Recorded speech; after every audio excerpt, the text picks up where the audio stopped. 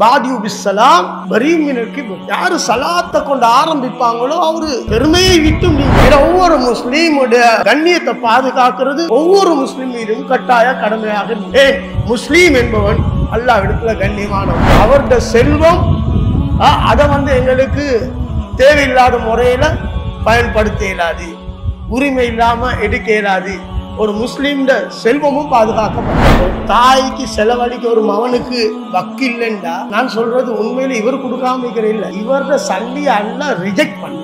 இந்த சல்லிக்கு தகுதி இல்ல உமக்கு செலவு.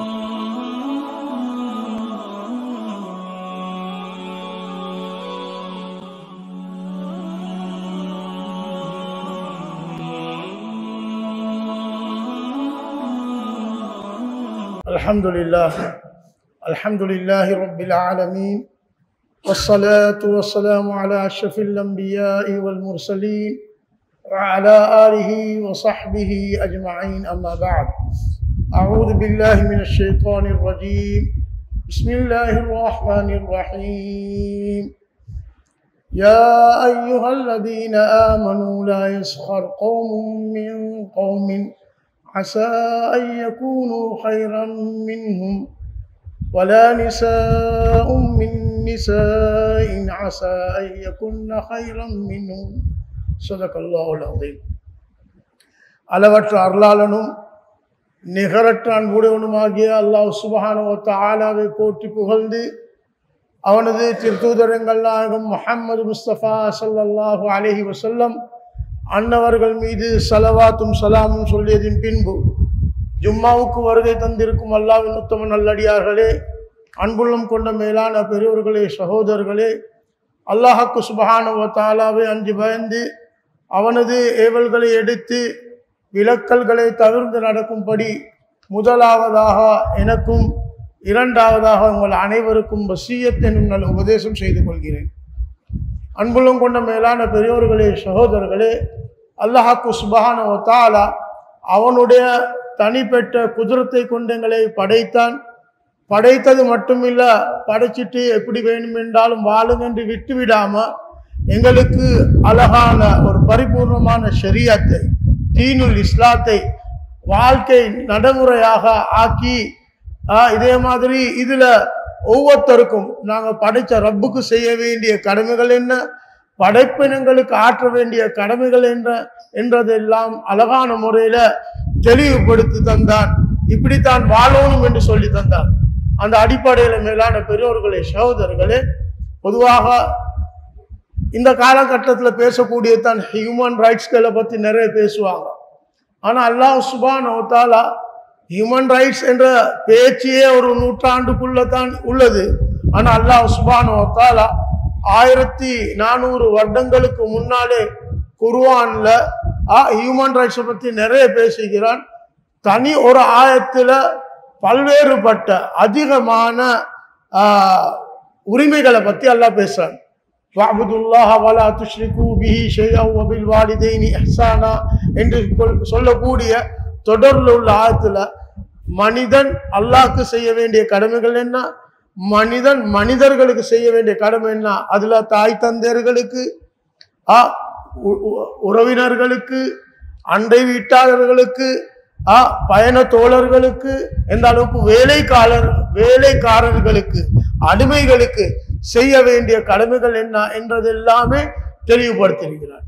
தஃப்சீருடைய உலமாக்கள் இந்த ஆயத்து தான் அதிகமான ரைட்ஸ்களை பற்றி பேசக்கூடிய ஆயத்து என்று சொல்றாங்க. அந்த அடிப்படையில மேலான பெரியோர்களே, சகோதரர்களே, இப்ப நான் இன்றைக்கு என்னுடைய தலையங்கமாக ஆக்கி கொண்டது என்னென்றா, ஒரு முஸ்லிமுக்குள்ள கண்ணியங்கள் என்ன, அவனுக்கு ஒவ்வொரு முஸ்லிமும் செய்ய வேண்டிய கடமைகள் என்ன என்றது தான்.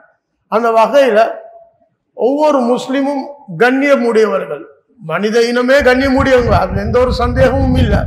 ஆனா முஸ்லீம்கள் என்றவங்க, அல்லாஹ்வை ஏற்றுக்கொண்டவங்க, அவங்களுக்கு தனிப்பெற்ற சிறப்புகள் அல்லாஹ்வுடைய பார்வையில இருக்குது. அந்த அடிப்படையில நான் ஓதின ஆயத்துல கூட அல்லாஹ் சுப்ஹானஹு வ தஆலா என்ன சொல்றான், ஈமான் கொண்டவர்களே, உங்கள எந்த ஒரு கூட்டரும் இன்னொரு கூட்டத்தை தரக்குறைவாக, ஏளனமாக, உங்களை விட அந்தஸ்துல குறைவாக கருத வேண்டாம். ஏனென்றால் சில வேளை நீங்க யார உங்களை விட அந்தஸ்துல குறைவு என்று நினைக்கிறீங்களோ அவங்க உங்களை விட அந்தஸ்துல உயர்ந்தவர்களாக இருப்பாங்க. அதுவே பெண்களுக்கு சொல்றான், எந்த ஒரு பெண்ணும் இன்னொரு பெண்ணை தரை குறைவாக நினைக்க வேணாம், பரிகாசம் செய்வான். பரிகாசம் செய்யறது என்னது? எங்களை விட கொஞ்சம் வீக்கா இருக்கிறோம், அந்தஸ்திலேயோ அறிவிலையோ இல்லாட்டி ஏதோ ஒரு அமைப்புல அழகிலேயோ அந்தஸ்துல குறைஞ்சவங்கள தான் என்ன செய்வாங்க? பரிகாசம் செய்வாங்க. அதனாலதான் சொல்லப்படுது, இன்னைக்கு நீங்க அவங்கள ஏளனமாக நினைக்க வேணாம். ஏனென்றா சில வேளை எந்த பெண்ணை ஒரு பெண் நினைக்கிறாவ இவ அந்தஸ்துல குறைஞ்சவ, தகுதியில குறைஞ்சவ, அழகுல குறைஞ்ச வேண்டி சில வேளை அல்லாஹ்ட பார்வையில அவங்க தான் அந்தஸ்துல கூடினவங்களாக இருப்பாங்க.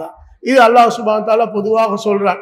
இதை எங்களுக்கு எடுத்துக்கொள்ள பொதுவாக அரபிகள் கிட்ட அஜமிகளை விட அரபிகளுக்கு அந்தஸ்து இருக்குது என்று ஒரு நினைப்பு இருக்குது. அல்லாஹ் அதையும் இல்லாம நபி ஸல்லல்லாஹு அலைஹி வஸல்லம் சொன்னாங்க, அரபிகளுக்கு அஜமிகள் மீது எந்த ஒரு உயர்வும் இல்லை. அல்லாஹ் இடத்துல அதை மெஷர் பண்ற அளவுகோல் என்னென்றா தக்வா. அல்லாஹ் குர்ஆன்ல சொல்ல, இன்ன அக்ரமக்கும் இன்தல்லாஹி அத்காக்கும், உங்கள அல்லாஹ்விடம் ரொம்ப நெருங்கியவங்க கண்ணியமானவங்க யாருண்டா தக்வா உடையவங்க. யாருக்கிட்ட அதிகம் தக்வா ஆயிக்குமோ அல்லாஹ் கிட்ட அவங்க தான் நெருக்கமாக இருக்கு. அது அரபிகளாக இருக்கட்டும் அஜமிகள். இப்ப எங்கட நாட்டை பொறுத்தவரையில எங்ககிட்ட என்ன இருக்குது சொல்லுவாங்க, இவர் சம்மான், இவர் சோனான், இவர் ஜாவம் என்றது. எப்ப இதே மாதிரி எங்களுக்குள்ளே இருக்கக்கூடும். இன்ன ஆட்கள் இவங்களை விட அந்தஸ்து கூட, இன்ன ஆட்கள் இவங்களை விட அந்தஸ்து, அப்படி ஒன்றும் இல்லை. அல்லாஹ்ட பார்வையில்ல, அல்லாஹ்ட பார்வையில யாருக்கு அந்தஸ்து, யாருக்கிட்ட தக்வா அதிகமாக இருக்குமோ. அதனால படிச்சவங்க, வசதி உள்ளவங்க, ஏழை பணம், படிச்சது படிக்காதது என்ற ரீதியிலையும் நாங்க கேட்டகரி பண்றது, அந்தஸ்து உள்ளவங்க இவங்க, அந்தஸ்து இல்லாதவங்க, அப்படி ஒன்றும் அல்லாஹ்ட பார்வையில இல்லை. நாங்க பிரிச்சு கொண்டதுக்கு அல்லாஹ்ட பார்வையில யாருக்கிட்ட தக்வா இருக்குமோ அவங்க தான் அந்தஸ்துல உள்ளவங்க. அதனால மேலான பெரியோர்களை, சகோதரர்களை, பொதுவாக அல்லாஹ் எங்கள்கிட்ட எதிர்பார்க்கறது என்னென்றா, நாங்க யாரையும் ஒவ்வொருவர் கண்ணியப்படுத்தணும், யாரையும் யாரும் தரக்குறைவாக நினைக்க கூடாது. அந்த அமைப்புல தான் ரசூலுல்லாஹி ஸல்லல்லாஹு அலைஹி வஸல்லம் முஸ்லிம்களோட கண்ணியத்தை பத்தி சொல்லும் பொழுது சொன்னாங்க, அல் முஸ்லிமு அஹுல் முஸ்லிம், ஒவ்வொரு முஸ்லிமும் இன்னொரு முஸ்லிம்ட சகோதரர். லா யக்லிமுஹு வலா யக்திபுஹு வலா யஹ்துலுஹு, அவர் ஒரு முஸ்லிம் இன்னொரு முஸ்லிமுக்கு என்ன செய்ய மாட்டார்? அநியாயம் செய்ய மாட்டார். அதே மாதிரி அவருக்கு பொய் சொல்ல மாட்டார். அதே மாதிரி அவருக்கு எந்த இடத்துல உதவி தேவைப்படுமோ அவரை ஆதரவற்றவராக விட மாட்டார். முஸ்லீம்களுக்கு உதவி தேவைப்படுற நேரம் என்ன செய்வார்? உதவக்கூடியவராக இருப்பார். அது பொருளாதார ரீதியிலாக இருக்கட்டும் அல்லது ஒருத்தர மானபங்கப்படுத்தக்கூடிய ஒரு கட்டமாக இருக்கட்டும், அந்த நேரம் இவர் இந்த முஸ்லீமுக்காக வேண்டி நின்று என்ன செய்வாரு? அவருக்கு உதவியாக இருப்பார்.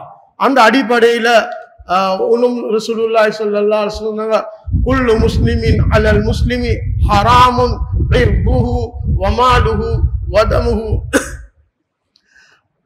இதே மாதிரி ரசூலுல்லாஹி ஸல்லல்லாஹு அலைஹி வஸல்லம் சொன்னாங்க, ஒவ்வொரு முஸ்லிமுக்கும் இன்னொரு முஸ்லிமின் மீது ஹராமாக இருக்கும் எனது அவருடைய மானம், கண்ணியம், அதே மாதிரி அவருடைய செல்வம், அதே மாதிரி அவருடைய உயிர் அல்லது உடம்புக்குள்ள சேதம், இது எல்லாமே இன்னொரு முஸ்லிமுக்கு ஹராம். அதாவது இவங்களோட கண்ணியத்தை குறைக்கிற மாதிரி நடக்கிறது, செயல்படுறது, அது எந்த விதத்திலாக இருந்தாலும் சரி.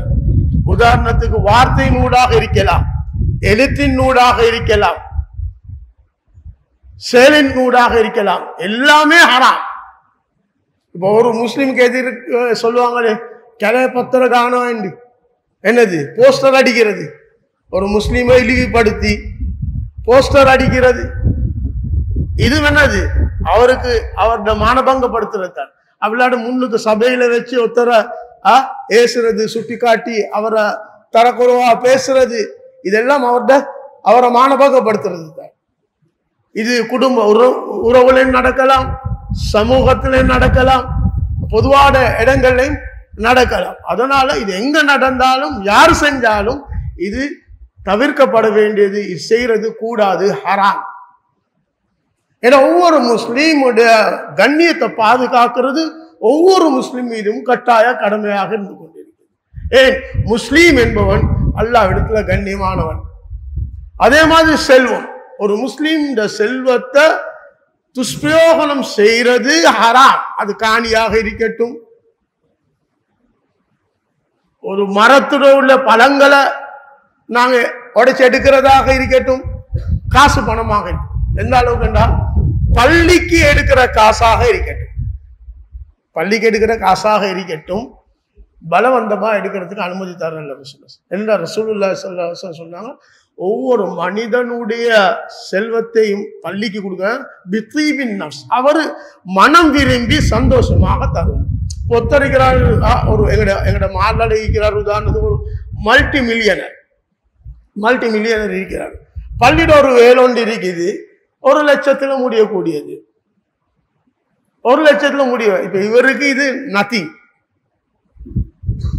இப்ப பள்ளியில அனௌன்ஸ்மெண்ட் பண்ணப்படுவது, அவர் என்ன ஒரு 1000 ரூபா கொடுக்குறாரு, ஒரு 1000 ரூபா கொடுக்குறாரு.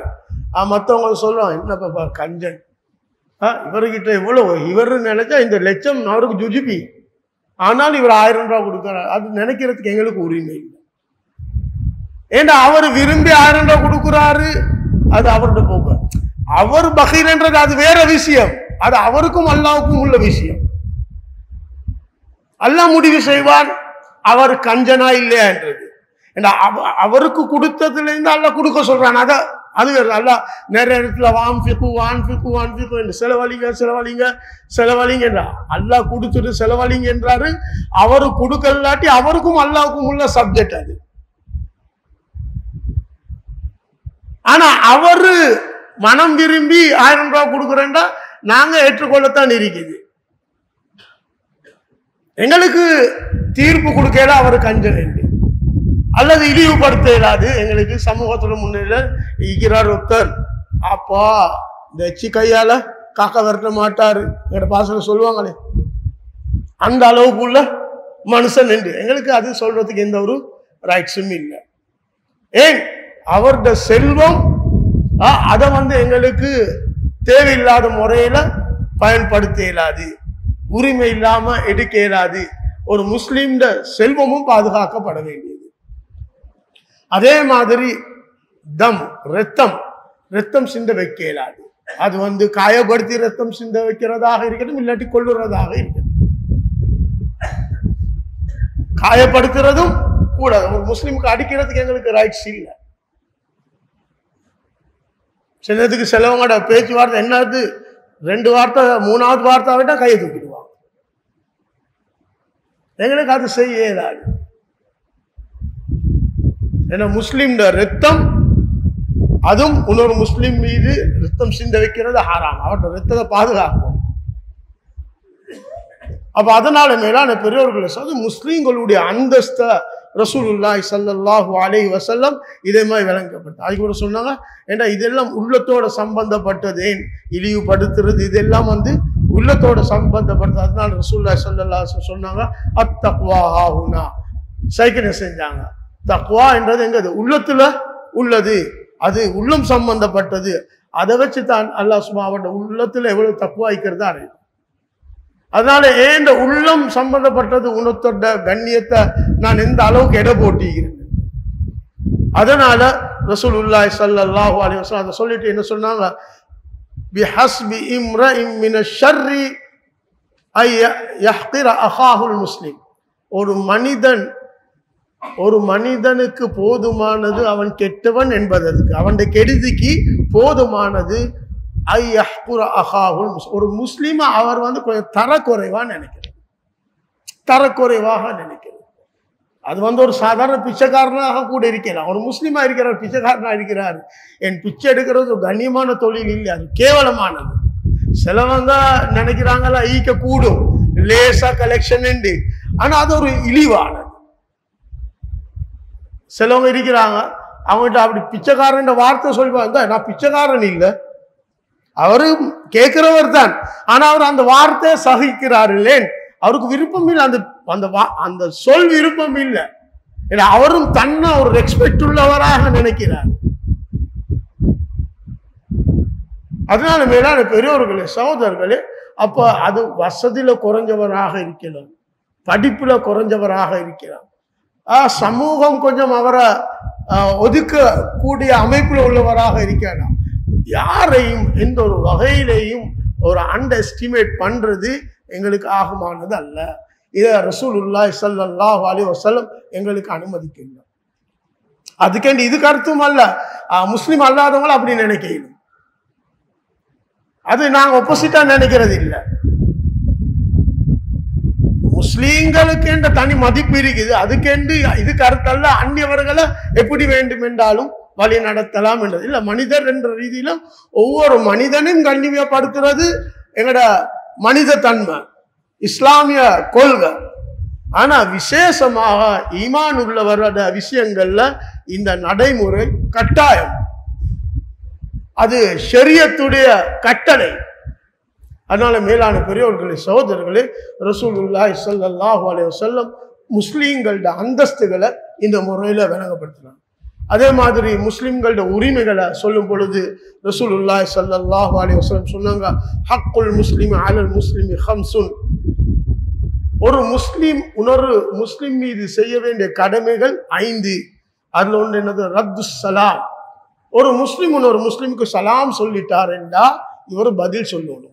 இது எந்த கட்டத்துல மிக முக்கியமாக இருக்கும் என்றா, பொதுவாக சலாம் சொன்னா பதில் சொல்றது கடமை. அதனால தான் சொல்லுவாங்க சலாம் சொல்றது சுன்னத்து, அதுக்கு பதில் சொல்றது வாஜிப், கட்டாயம். அப்ப இந்த ரத்து சலாம் என்றது கட்டாய கடமை. எந்த அளவுக்கு என்ன இஸ்லாமிய லோ படிக்க அவருக்கு எதிராக எங்களுக்கு எக்ஷன் எடுக்கணும், கோர்ட்ல போயிட்டு வழக்கு போடணும். இது நடந்துச்சு சஹாபாக்களோட காலத்துல. உஸ்மான் ரலியல்லாஹு தஆலா அன்ஹு சலாம் சொல்றாங்க. நான் நினைக்கிறேன் உமர் ரலியல்லாஹு தஆலா அன்ஹு அவங்க கவனிக்காம இருக்கிறாங்க. ரசூலுல்லாஹி ஸல்லல்லாஹு அலைஹி வஸல்லம் போயிட்டு கம்ப்ளைண்ட் பண்ணுங்க, இப்படி நான் சலாம் சொன்ன இவங்க பதில் சொல்லல. அப்ப காரணங்கள் கேட்கப்பட்ட இல்லை, நான் அந்த கவலையில இருந்தேன், யோசனையில இல்ல. ரசூலுல்லாஹி ஸல்லல்லாஹு அலைஹி வஸல்லம் புறம் ரசூலுல்லாஹி ஸல்லல்லாஹு அலைஹி வஸல்லம் புறம் இப்படி சலாம் சொல்லப்படுவது அந்த நேரம் கவனிக்கப்படுவது இல்லை. அப்ப கம்ப்ளைண்ட் பண்ணப்படுது ஹஜ்ரத் அபூபக்கர் சித்திக் ரலியல்லாஹு தஆலா அன்ஹு கிட்ட. இப்படித்தான் நான் இவருக்கு சலாம் சொன்னேன், இவர் எனக்கு பதில் தரல. அந்த நேரம் சொன்ன இல்ல இல்ல இதுதான் காரணம். நான் அனைவரும் உமர் ரலியல்லாஹு அன்ஹு சலாம் சொல்லி உஸ்மான் ரலியல்லாஹு அன்ஹு பதில் கொடுக்கல. அதோட இவங்களுக்கு கம்ப்ளைண்ட் பண்ணணும். அவங்க கேட்டாங்க, ஏன் நீ இவருக்கு சலாத்துக்கு பதில் கொடுக்கல? அவங்க சொன்னாங்க, எனக்கு இவங்க சலாம் சொன்னதே தெரியாது.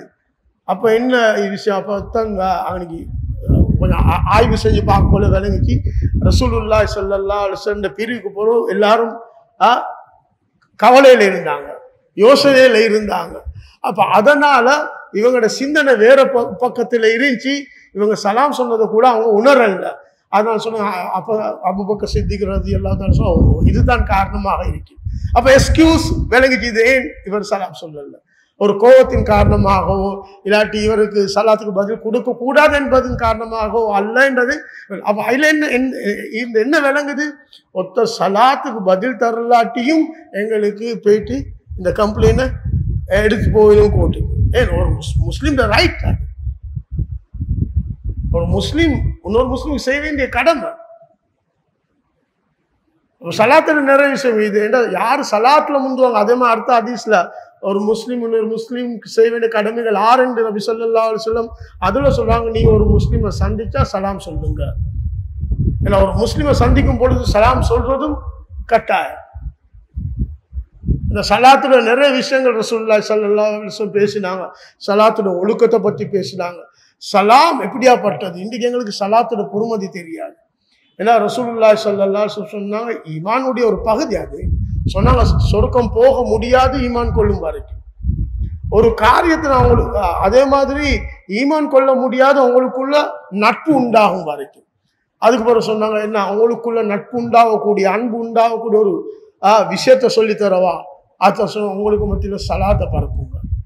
அப்ப இந்த கோபம் தாபங்களை இல்லாமாக்கி ஒத்துமை உருவாக்கக்கூடியதான் இந்த சலாம். அது மட்டும் இல்லை, ஒரு மனிதன் உள்ளுக்கு கிபர் இல்லாததுக்கு அடையாளம் சலாத்துல முந்துறது.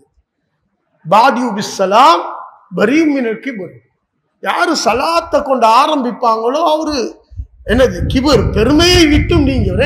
இந்த 2 பேரும் கொஞ்சம் கோபம் தாபம் உள்ள நேரத்துல தான் அது நல்லாவே விளங்கும், ஹைலைட் ஆகும். இவர் ரெடி இல்லை சலாம் சொல்றதுக்கு, ரெடி இல்லை சலாம் சொல்ல. நான் என்னதுக்கு அவருக்கு சலாம் சொல்ல? அவருக்கு தான் சொல்லணும். உறவுல நான் மூத்தவன், அவன் இளையவன், நான் என்னதுக்கு அவனுக்கு சலாம் சொல்ல? அப்ப வாப்பாக்கும் மகனுக்கும் சின்ன ஒரு பிரச்சனை. வாப்பா போயிட்டு சலாம் சொல்ல, நான் வாப்பா, அவன் மகன், இது வேற விஷயம். மகன் பணிஞ்சு போகணும் வேற. ஆனா இன்னைக்கு வந்து என்னது, யாருக்கிட்ட அது இருக்குமோ அவர்கிட்ட கிபிர் இருக்குது. யாரு சலாம் சொல்லுவாரோ அவர்கிட்ட அது இல்லை. அப்ப இவர் முந்தி சலாம் சொல்லியும் அவர் சொல்லட்டும், அவர் எவ்வளவு வேஸ்ட். அவர் தானாக யோசிக்கும், அடு ஏண்ட சகோதரன் கோந்தாவத்தை விட்டுட்டு வந்து சலாம் சொல்லியும் நான் பதில் சொல்லலையே, அப்ப நான் எவ்வளவு இழிவானவன். தனக்குள்ள அவரு கணக்கு போட்டுக் கொள்வார்.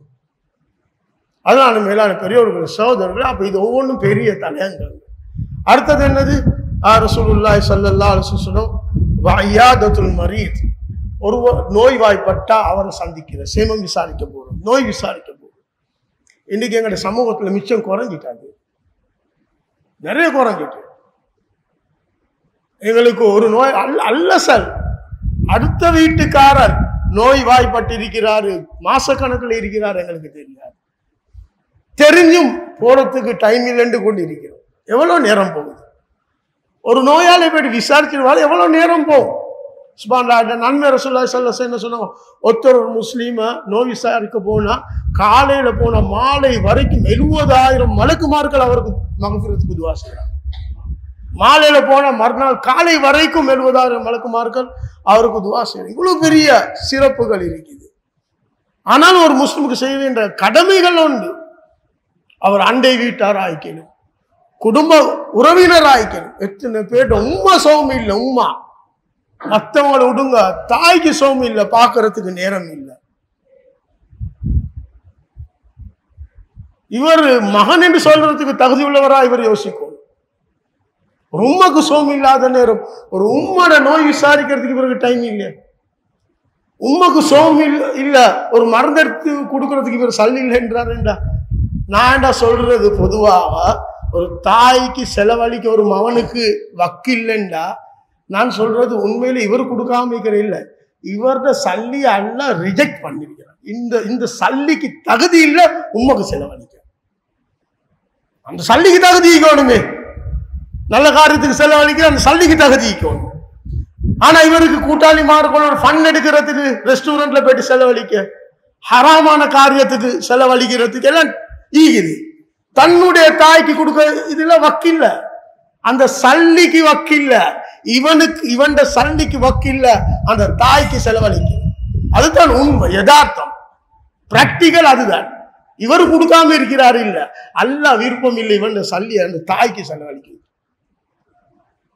நீங்க எத்தனை பேர் எங்க நினைக்கிறான், பெத்த தாயிட நோயை விசாரிக்கிறதுக்கு டைம் இல்லாத, எவ்வளவு அருகதையற்ற நிலைமை. அப்போ ஒரு இஸ்லாமிய ஒரு முஸ்லீமுக்கு செய்ய வேண்டிய கடமை.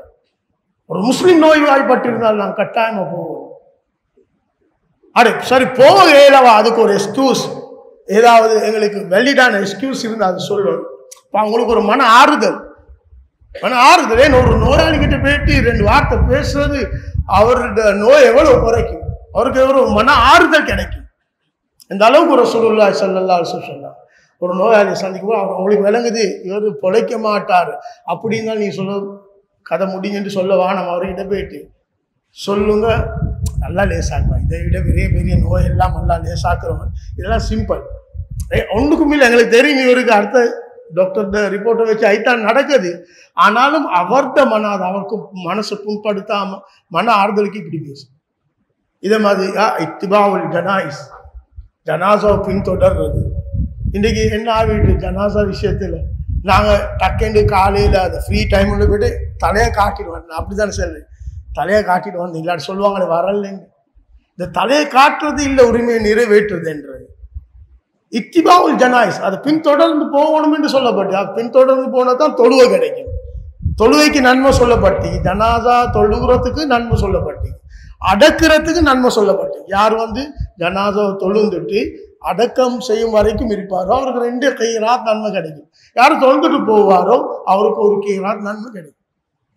அதான் மேலான பெரியவர்களே சகோதரர்கள், இன்றைக்கு இந்த உரிமைகள் எந்த அளவுக்கு பேணப்படுது. நாங்க எங்களோட வேலை காரணங்களை ஒரு காரணமாக ஆக்கி கொண்டிருக்கிறோம், எக்ஸ்கியூஸாக ஆக்கி கொண்டிருக்கிறோம். இதனால அந்த முஸ்லிம்களுடைய உரிமைகள் பறிக்கப்படுது, உரிமைகள் நிறைவேற்றப்படாமல் இருக்கிறது. இதே மாதிரி ரசூலுல்லாஹி ஸல்லல்லாஹு அலைஹி வஸல்லம் சொன்னாங்க என்னது, இஜாபத்து தாவா, அதாவது ஒருத்தர் அழைச்சா நாங்க போறது, அழைப்பு வந்துச்சா நாங்க போறோம். ரசூலுல்லாஹி ஸல்லல்லாஹு அலைஹி வஸல்லம் அவங்கள விட உயர்ந்தவங்க யாரும் இல்லை. அவங்க ஒரு தீர்ப்பு வழங்குறதுக்காக வேண்டி போறாங்க. ஒரு பெண்மணி சொல்ல யார் சொல்ல எங்களோட வீட்டுக்கு சாப்பாடு போவாங்க, நம்ம சொல்ல சரின்னு சொல்லி தீர்ப்பு முடிச்சுட்டு வராங்க. அப்போ ஒரு பெண்மணியோட அழைப்பு ரசூலுல்லாஹி ஸல்லல்லாஹு அலைஹி வஸல்லம், யார் இது? சுப்ஹானல்லாஹ், நபிமார்களுக்கெல்லாம் தலைவரான நபி ஸல்லல்லாஹு அலைஹி வஸல்லம் ஒரு சாதாரண பெண்மணி கூப்பிட்டே போறாங்க. நாங்க சொல்றோம் என்னது, எங்களோட அந்தஸ்துக்கு ஈக்குவல் இல்லை, அப்படி இல்லாட்டி எங்களை கூப்பிட வேண்டிய முறையில கூப்பிடல.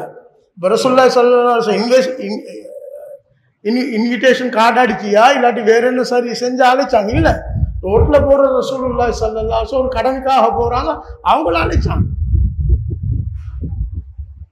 இதுல பாராட்டு காட்டுறதுக்கு என்ன, ஒரு கூப்பிட்டு தான் போறேன் அவ்வளவுதான், எங்கட கடமை அது.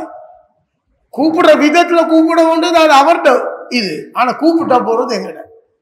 ஒரு என்னது, எங்களுக்கு ஒரு டெக்ஸ்ட் மெசேஜில் அனுப்பினாரு, ஃபோன் பண்ணி சொன்னாரு, கிட்ட வந்து தரல. யோசிங்க, அந்த மனிதன் போகத்துல இருந்து யோசிங்க, அவருடைய சிச்சுவேஷன் எப்படி ஆயிருக்கும் யாருக்கு தெரியும். அதனால உங்களுக்கு அழைப்பு வந்தா நீங்க என்ன செய்யுங்க, பதில் கொடுங்க. இதுதான் ரசூலுல்லாஹி ஸல்லல்லாஹு அலைஹி வஸல்லம் சொன்னாங்க. அதே மாதிரி சொன்னாங்க, ஒரு முஸ்லிம் தும்மினா என்னது, அவர் அல்ஹம்துலில்லாஹ்னு சொன்னா நீங்க இரஹமக்கல்லாஹ்னு சொன்னா இது சின்ன ஒரு விஷயம் பார்க்கறது. ஆனா ஒரு முஸ்லிம் தும்மி அல்ஹம்துலில்லாஹ் சொன்னா அதுக்கும் பதில் கொடுக்கறது கடமை என்று ரசூலுல்லாஹி ஸல்லல்லாஹு அலைஹி வஸல்லம். இதே மாதிரி ரசூலுல்லாஹி ஸல்லல்லாஹு அலைஹி வஸல்லம் அடுத்த ஹதீஸ்ல சொல்றாங்க, முஸ்லிம்ல வரக்கூடிய ஒரு முஸ்லிம் வந்து சொல்றாரு, எனக்கு ஒரு அட்வைஸ் பண்ணுங்க. அப்ப நீங்க ஒரு அட்வைஸ் பண்றதும் அவருக்கு செய்ய வேண்டிய கடமை. அது புத்திமதியாக இருக்கட்டும், ஒரு வழிகாட்டலாக இருக்கட்டும், ஒரு நல்ல பிரதேசமாக இருக்கட்டும், எதுவாக இருந்தால். மேலான பெரியோர்கள் சோதரி, இதே மாதிரி நிறைய கடமைகளை இஸ்லாத்துல அல்லாஹ் சுப்ஹானஹு வ தஆலா அவனாகவும் ரசூலுல்லாஹி ஸல்லல்லாஹு அலைஹி வஸல்லம் மூலமாகவும் எங்களுக்கு கடமையாக்கி, எப்ப நாங்க இந்த கடமைகளை முஸ்லிம்களோட கண்ணியங்களை பேணி இந்த கடமைகளை சரிவர நிறைவேற்றுவோமோ அப்ப அல்லாஹ் இடத்துல நாங்க உண்மையான முஸ்லிம்களாக மாறிடுவோம், அந்தஸ்துக்குள்ள முஸ்லிம்களாக மாறிடுவோம். எனவே இஸ்லாத்தை சரியான முறையில விளங்கி அதை எங்களோட வாழ்க்கையில எடுத்து வாழக்கூடிய நல்ல முஸ்லிம்களாக அல்லாஹ் சுப்ஹானஹு வ தஆலா நம் அனைவர்களையும் ஆக்குவானார்.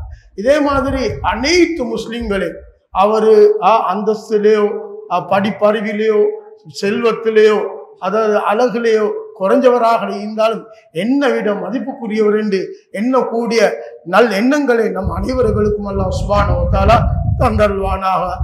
உண்மையான முஸ்லிமாக வாழ்ந்து உண்மையான முஸ்லிமாக மன்னிக்கக்கூடிய பாக்கியத்தை நம் அனைவர்களுக்கும் தந்தருவானாக. அல்லாஹ் சுப்ஹானஹு வ தஆலா நம் அனைவர்களையும் பொறுத்து கொள்வானாக. இதே மாதிரி அடிக்கடி சொல்லக்கூடியதான், நாங்கள் ஒவ்வொரு நேரமும் எங்களோட பலஸ்தீனில் உள்ள சகோதரர்களுக்காக உண்மையிலே அவர்கள் முழு உலக மக்களுக்குமாக வேண்டி அந்த மஸ்ஜிதுல் அக்ஸாவை பாதுகாக்கிறதுக்காக வேண்டி தன்னுடைய உயிர்களை தியாகம் செஞ்சு கொண்டு தன்னுடைய பிள்ளைகளை அனாதை ஆக்கி கொண்டு தன்னுடைய மனைவியர்களை விதவைகளை ஆக்கி கொண்டு இருக்கிறாங்க.